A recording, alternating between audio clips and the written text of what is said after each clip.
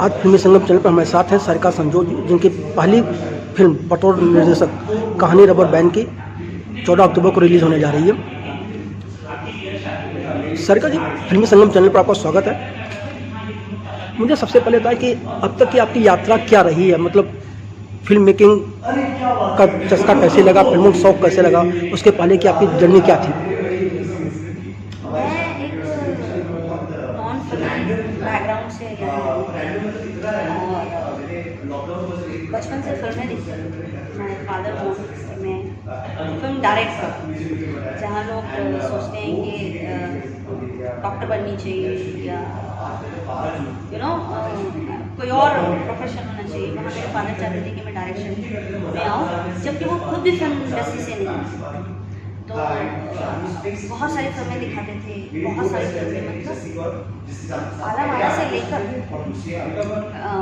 राजा हरिश्चंद्र से लेकर Friday release हुई थी हर फिल्म तक मैं देखती, 6 फिल्म 8 फिल्में मैं देख लेती। तो डे बाई डे वो चीज़ बढ़ती चली गई और डेफिनेटली मैं चाहती थी कि मैं कुछ डायरेक्ट करूँ, मैं go for the film making course. I complete my graduation में स्टोरी पर काम किया गया, डायरेक्शन पर और काम किया गया और इस तरीके से हमने कहानी फिल्म कंप्लीट किया। इस कहानी का बीज आपको कहाँ से मिला, कहाँ से आपके दिमाग में आई?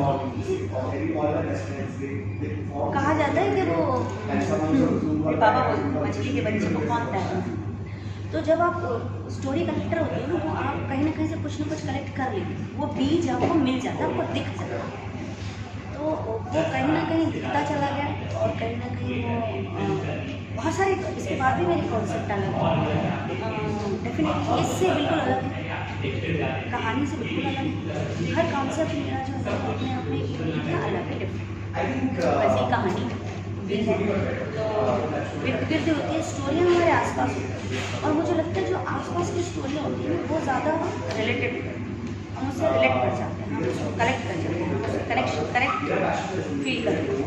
तो मुझे मेरी पर्सनल सोच के ऊपर से कहा जाए कि आम स्टोरी खास तरीके से बताई गई और सेंसिटिव टॉपिक, जो प्रॉब्लम है वो सेंसिटिव है, लेकिन होता हर आम इंसान के साथ।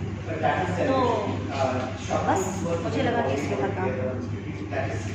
फिल्म का नाम कहानी रबर बैंड ही क्यों, कुछ और भी तो हो सकता था? बिल्कुल हो सकता है, लेकिन कहानी रबर बैंड ही क्यों नहीं हो सकता? क्यों है, उसके पीछे आपकी लॉजिक क्या रही, आपने क्या सोचा? मेरा लॉजिक इसके ऊपर रहा कि देखिए, आप कुछ भी करते हैं उसके पीछे का रीज़न, एक फिल्म मेकिंग मतलब बहुत बड़ा चीज़ है। आप एक समाज को एक मैसेज देना चाहते हैं, उनके ऊपर एक इम्प्रेशन छोड़ना, तो वो जो इम्प्रेशन छोड़ने वाले पीछे उसके पीछे एक रीज़न होना चाहिए, ये फिल्म आपने क्यों बनाई। जैसे आप इसके पीछे का मोटो है कि कॉर्डना बोलने के लिए रबर बैंड बोलने के लिए शायद शर्म, तो एक कंफर्टेबल वर्ड देने के लिए, अगर कंफर्ट वर्ड हो जाएगा तो मांगना भी कंफर्ट हो जाएगा, खरीदना भी कंफर्ट हो जाएगा। तो जब जैसे हमने इसमें भी दिखाया वो मिलेगा क्या, वो लेके आएगा, तो वो क्या, क्यों वो कॉन्डम नहीं कहा जा रहा, अच्छा ठीक है चलो मत कहो, तो उसको एक नया नाम दे देते रबर बैंड। तो और क्योंकि सिर्फ यही मोटो नहीं है, इसके पीछे की एक स्टोरी है, इसके पीछे एक पूरी कहानी है, इसीलिए कहानी रबर बैंड, तो टाइटल में ही स्टोरी, मतलब मेरे पापा कहते थे कि हर सवाल में जवाब होता है, तो ये टाइटल में ही स्टोरी और स्टोरी भी टाइटल, तो ये अपने आप में एक दूसरे को वाइसा वर्सा है। और डेफिनेटली प्रॉब्लम तो है, टैबू तो मानते हैं हम इस चीज़ को कि कॉन्डम है तो टैबू, लेकिन ऐसा नहीं।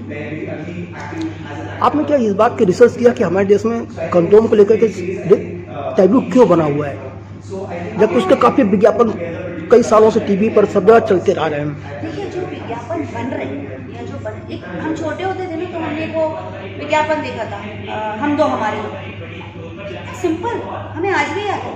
एकदम सीरियस सटीक पार्ट हम दो हमारे दो।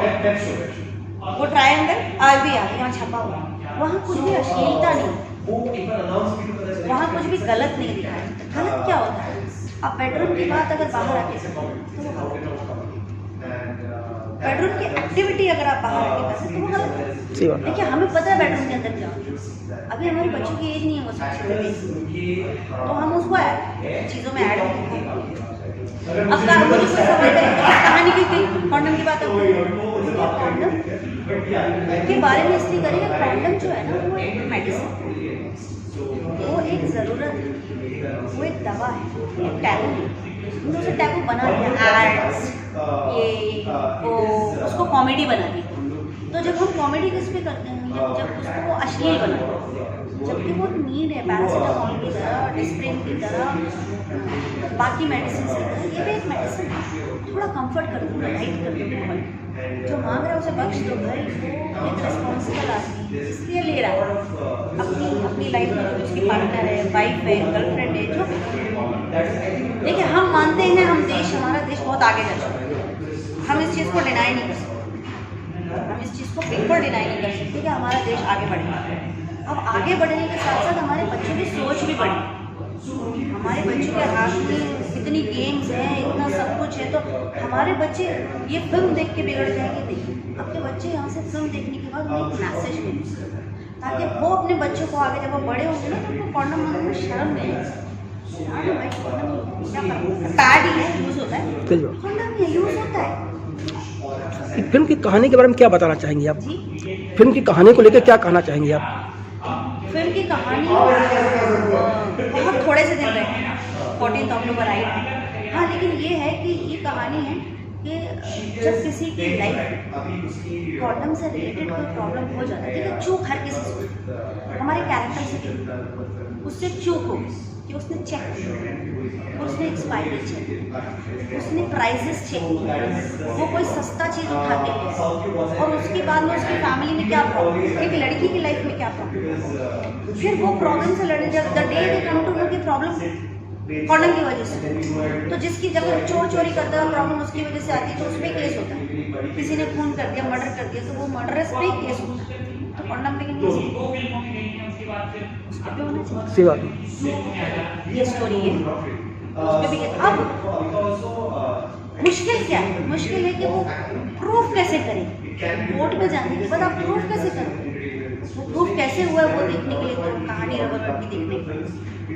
अगर कंडोम को लेकर के कुछ दिन पहले भी एक फिल्म आई थी जनहित में जारी, बहुत लोगों ने उसको पसंद नहीं किया, आपने फिल्म देखी थी नहीं, और आपको क्या लगा उसमें क्या कमी थी जो आपको लगा कि आपकी फिल्म से पूरी हो सकती है वो कमी? देखिए वो भी मेकर्स हैं, उन्होंने अपनी सोच के साथ फिल्म बनाई, उनका मैसेज अलग था, मेरा मैसेज लोगों को कंफर्टेबल करने का है, किसी एक जेंडर को कंफर्टेबल करने का है।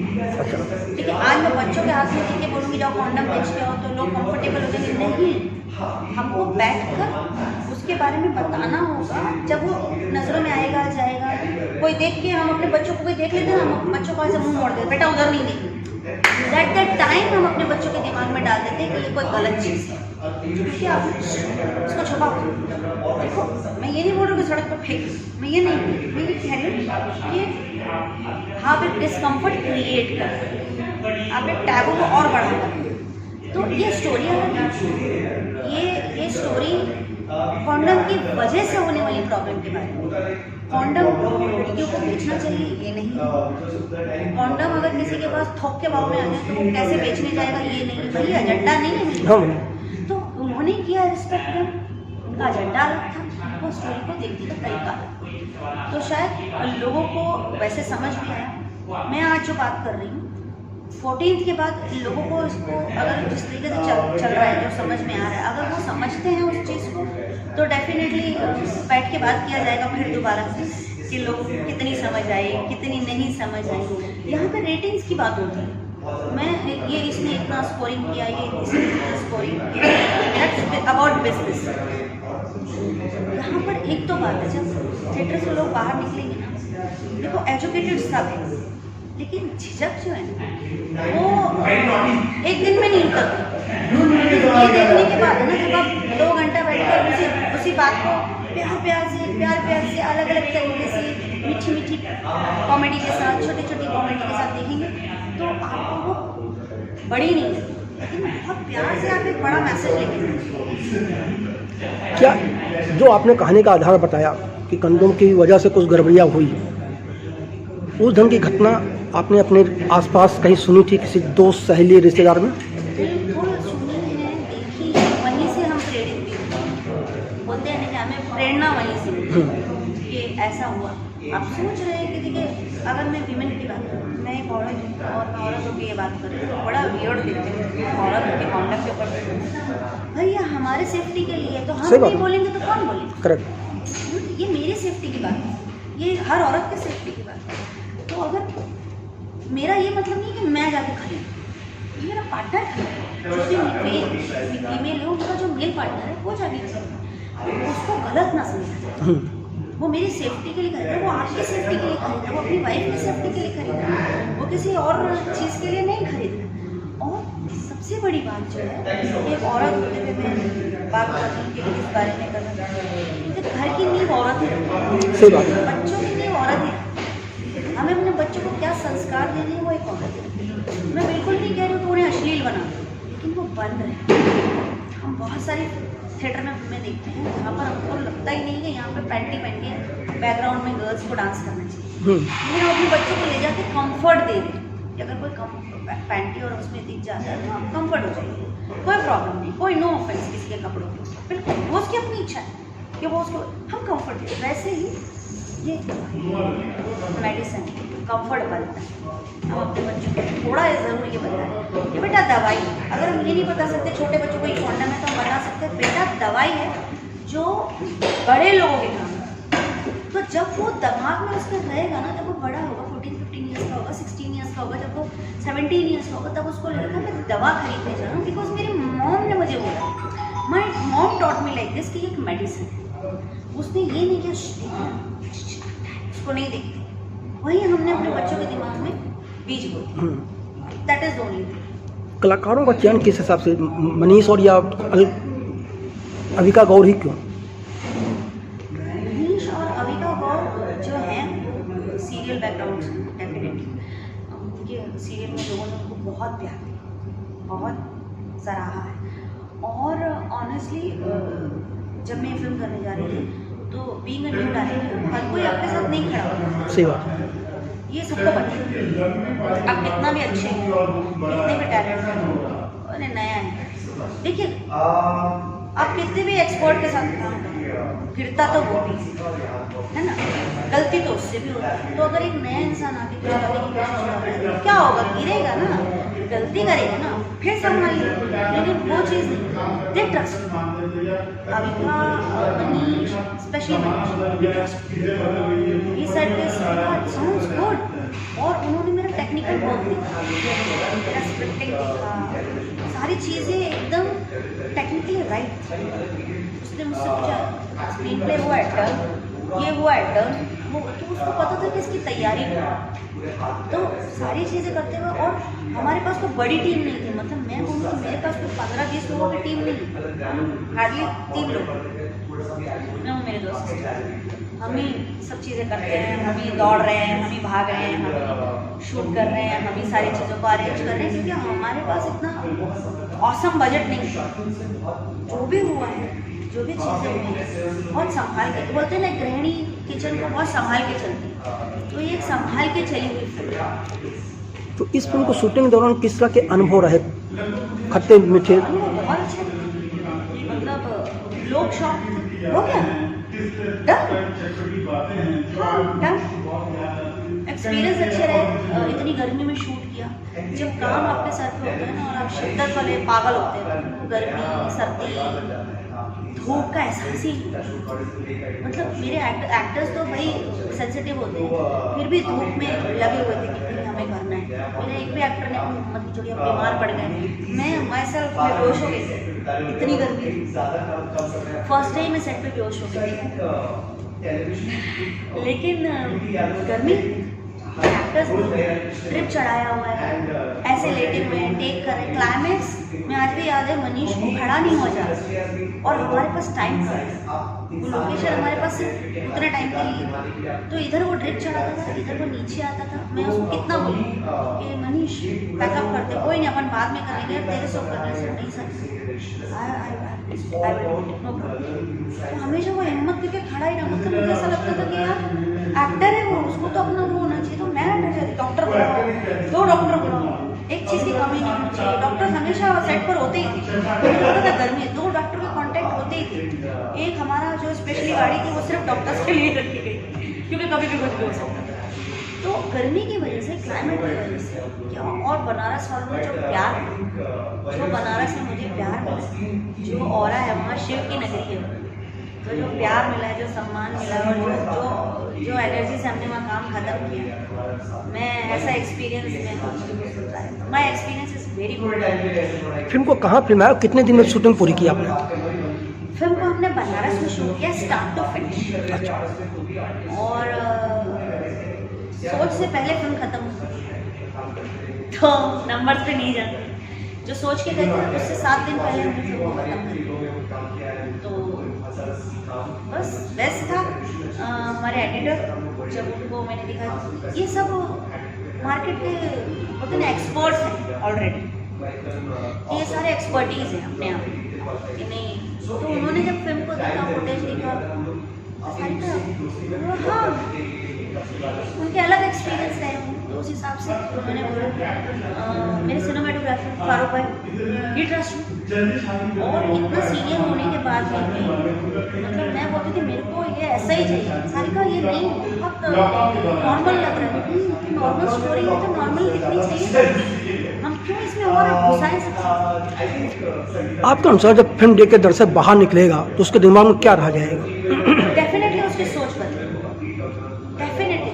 देखिए कुछ चीज़ें होने वाली हैं, प्रतीक के काम को बहुत अप्रिशिएट किया जाए, ये मैं बोल देती हूँ, मनीष के काम को अप्रिशिएट किया जाए, ये भी कंफर्म है, म्यूज़िक को अप्रिशिएट किया जाए, बीजीएम को, बैकग्राउंड म्यूज़िक को अप्रिशिएट किया जाएगा, हमारे गानों को अप्रिशिएट किया जाएगा, और इतने सारे अप्रिशिएशन होंगे।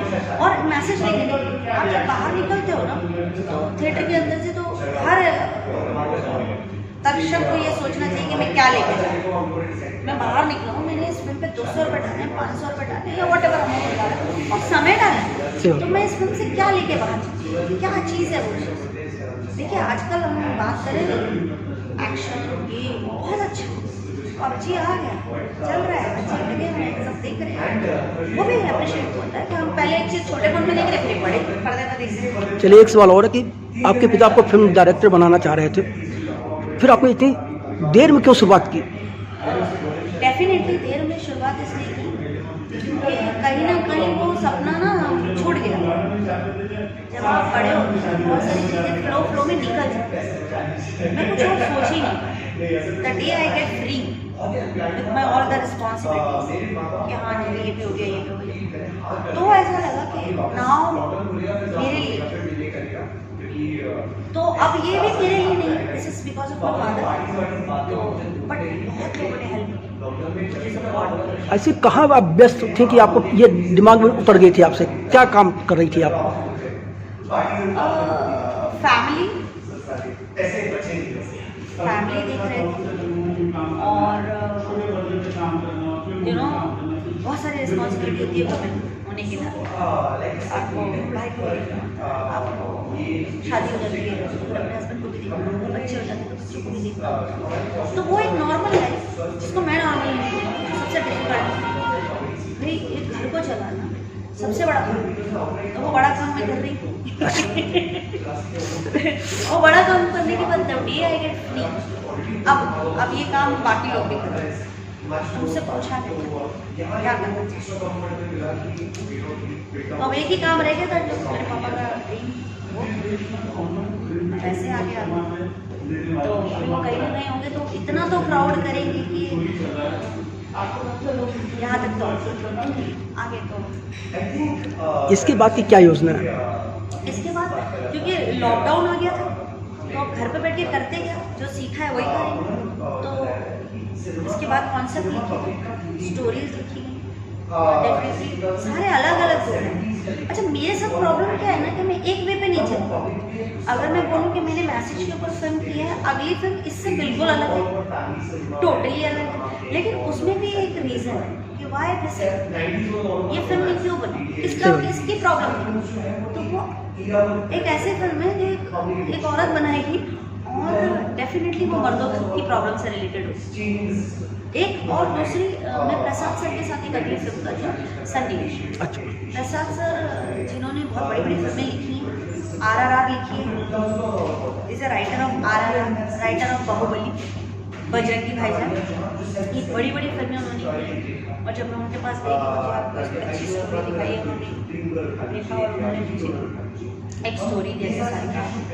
तो मेरी अगली फिल्म वो भी है। सो अब दोनों में से जो भी प्रसाद सर वाले डेफिनेटली मैं चाहूँगी मैं ऑन बोर्ड आ जाऊँ उसको लेकर। हमारा साइनिंग एवरीथिंग ब्लेसिंग्स उनकी मिल गई। इज़ वेरी ग्रेट राइटर, उन्होंने प्रूव किया है अपने आप को और उन्होंने वो विश्वास मुझ में दिखाया कि सारिका डू इट। मेरे लिए बहुत बड़ी चीज़ थी, सही बात। बहुत बड़ी चीज़। मैंने अपने आप को साइड पर रख दिया कि राइटर नाम की कोई चीज़ है, बाद में बिकॉज हमारे लिए अगर राइटर्स के पॉइंट ऑफ व्यू से देखा तो अलग ही लेवल पे लिखते हैं। और उन्होंने जब सन्निवेश में मुझे दिया और अलग ही लेवल पर लिखा है, अलग काम में तो हम पहले पहुंच सकते और उन्होंने उसका सपोर्ट, उनका आशीर्वाद है, अपनी ब्लेसिंग। तो नेक्स्ट स्टोरी सारिका जो जाएगी वो डेफिनेटली सन्निवेश प्रसाद सर उनकी स्टोरी। सारिका जी, फिल्म संगम चैनल से बात करने के लिए आपका बहुत बहुत धन्यवाद। धन्यवाद।